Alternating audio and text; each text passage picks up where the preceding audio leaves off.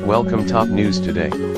A friend of former FBI Director James Comey predicted the Stormy Daniels scandal could open the floodgates for other women to talk about the past dealings with President Donald Trump.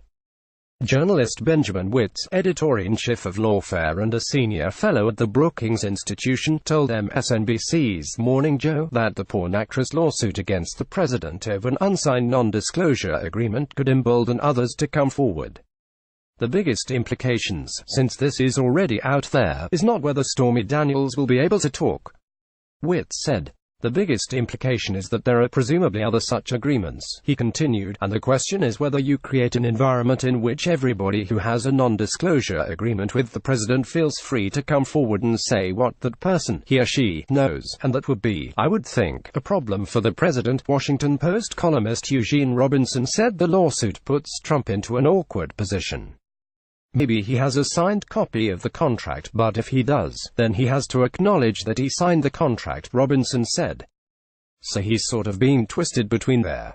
Trump's personal attorney Michael Cohen admits to facilitating a $130,000 payment to Daniels shortly before the 2016 election, for which he reportedly expected to be repaid, and which could potentially violate federal election law. It would come down to a question of whether the payment to her was, in fact, a funding of his campaign or whether it was simply a private transaction between two people. Wittes said. Of course, you would have to have an enforcement mechanism that was viable for that.